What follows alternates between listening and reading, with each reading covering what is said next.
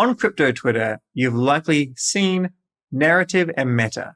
These two words, what do these mean and how can we understand them so that we can make profitable decisions? I'm going to quickly cover this and you can use these to do your own research as well. So the example I'm going to be using is a recent Twitter post. Now, nothing is guaranteed in crypto.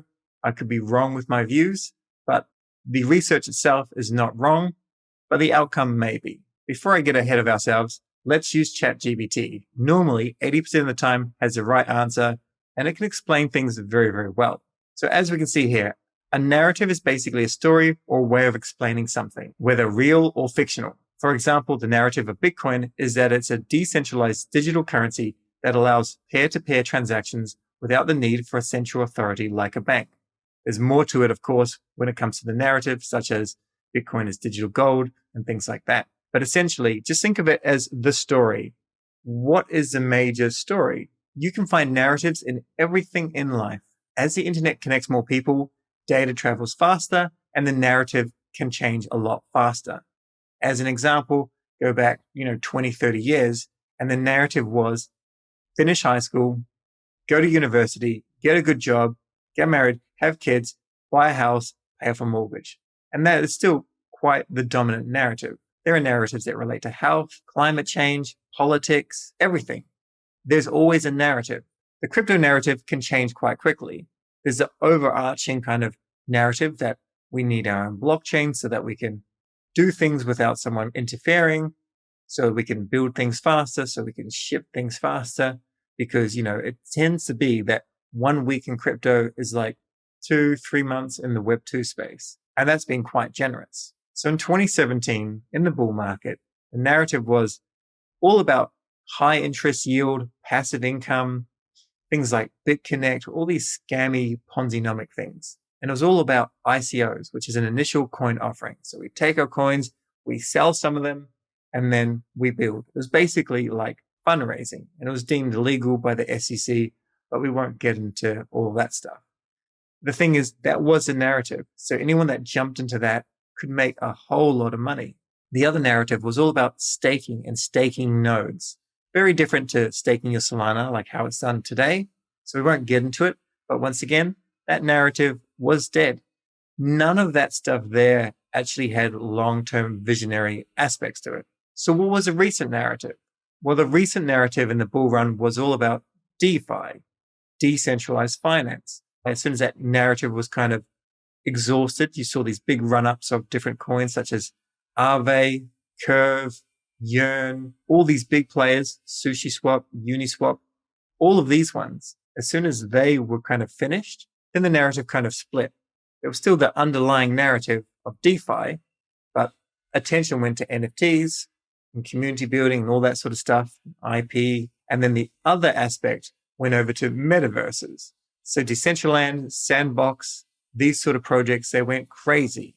The reality is metaverses are the future, but none of them at present have nothing that's going to attract enough people in to grow. They need to ship more. So what's the narrative in a bear market? Well, smart money, like the bigger whales, they just tend to accumulate the base layer token, such as Ethereum people will be just trying to buy more Ethereum, Bitcoin people more Bitcoin, Solana people more Solana. Now, Solana is a newer chain and doesn't have the same track record as Ethereum or Bitcoin, but that's still the major narrative. It's all about surviving the bear market, learning and being ready for the bull market. However, in every bear market, this is when people can find, via great research, good projects that are going to stick with us throughout the entirety of the bull market. So as an example, Aave. This was originally called Lend. And if we zoom out on the chart way back when, we can see they launched basically at the end of the bull market. And then throughout the entirety of the bear market, this token was nothing. It was well and truly less than a cent. And then it skyrocketed up to this point. From the all-time low, it would have made you a huge amount of money. And it's now down 97%. Yet still a profitable trade. Now we have to look at the next narratives. What's going to draw on the attention? I think it's going to be gaming to start off with. that will kind of continue throughout the entire cycle. And that's a good thing. I think gaming could be here for years and years, forever, basically. DePIN, which is decentralized infrastructure, such as Helium, which is decentralized mobile internet and stuff like that. Hive Mapper, it's like Google Maps, but decentralized. Also DeFi and trading that will do well. I hope to see insurance come, where there's basically an auditing company. They also have an insurance fund, and you can jump into DeFi and different liquidity pools, and then you can have insurance. That would be really good. It tried to come about last cycle, but it just didn't work.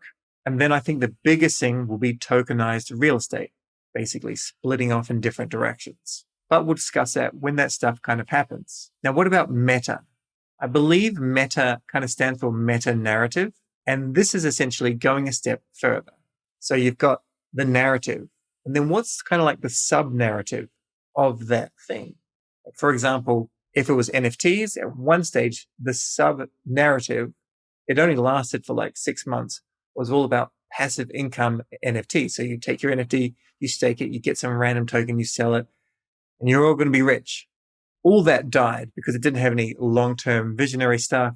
It was just Ponzi-nomics and just the way it unfortunately was. Then in early 2022, STEPN came along and the narrative shifted to move to earn. And this brought in over 1 million players. And basically you bought a shoe, you upgraded the shoe, and you got this token. This token went up in value, and then it came crashing down. And the team, in my opinion, made some terrible mistakes. And now people still use it, but it's not really part of the narrative. And it can come back, not STEPN itself, but someone else could bring it back, but they have to bring it back in a sustainable way. So that's what meta and narrative are. If you find the right narrative, the right meta, then that's great. You need to know next, is the meta a short-term play or does it have a long-term kind of vision? If it's short-term, you would probably enter and start taking profits. If it's a longer term, you might do it a little bit differently. This is not financial advice, but if it was a narrative, it may go up in value, which is great. You might take some profit, but you leave the majority there as opposed to kind of getting in profit, having a tiny moon bag of maybe 5% and everything else is being sold, compared to the narrative, maybe 50% is still your moon bag. So I believe the current narrative is NFT gaming on Solana, and the meta has kind of dialed right in. So things like first-person shooters, all those sort of things, they're far better for a kid or an 18-year-old, someone that can spend a lot of hours, they don't have a job, and basically they can hone their skills and then they can dominate. If I try to play these games, I'll just be destroyed, just the reality of it. The last time I was good was early 20s. Now, mid-30s, I would be destroyed. So let's have a quick look at this. Basically, this person here said they're not going to mint Reavers. You shouldn't as well, because it is a money drainer. The team is not doxed. The mint price is half the supply was sold to pre-salers, and then it's going to be basically double that for the public, and so on and so on. Now, I've called the person out because I'm trying to teach everyone things, right? So someone like that, you give them one chance. You don't get too rude with them. You see if you can help them to be a little bit more intelligent. And if not, you mute them. You don't mute them because you disagree with their take. I mute them because they haven't put in any research. They don't know what they're talking about. So even though they have people liking this post, getting views on this post, this person is very happy that I've called them out. The reality is they didn't put in any research. They were wrong, and they're just smooth-brained, and that's not what I want on my timeline, right? So I've gone over the facts of the matter, which is fantastic, and people are waiting with their points, which is completely valid. And that's what I want to see. It's not about disagreeing with someone and just hating them and then thinking they're an idiot. It's about if a person gives a good view, like what is their research behind it? And one major thing here is you have to consider the narrative and the meta. I guess the valid points here are the fact that the team is not doxed. If I was building something, I would prefer not to be doxed. However, if I was buying something, I would prefer for the people to be doxed. So it's a little bit difficult. I think the team is here to ship and to make things happen. The other thing is they say it's a copy. It's a copy pasta. So that's just a term used in crypto. And Copy pasta, there's nothing wrong with copy pasta. And the reason why there's nothing wrong with this is because you copy something, you iterate on it, you improve it, or you make it different. This happens throughout the entirety of life. So you just need to keep that in mind. It doesn't matter that something's similar. Everything is similar. It just goes through cycles of iteration. Like we could all be using iPhones, but no, someone came along, Samsung and Sony and all these other platforms came along and made something better and different in different ways. Same thing with cars. There are so many different cars. It's so obvious that when I see stuff like this, I just think the person is smooth-brained. The other important thing to know is the heist is copy pasta of another game, The Wolf, which was on Ethereum. And The Wolf is an idle game. And this idle game, meaning you don't interact too much, you kind of set things in there, go in there, move them around a little bit, that sort of thing. Now, this view is Reeves' copy pasta of the heist. The reality is the heist is copy pasta of The Wolf, and The Wolf was an Ethereum game.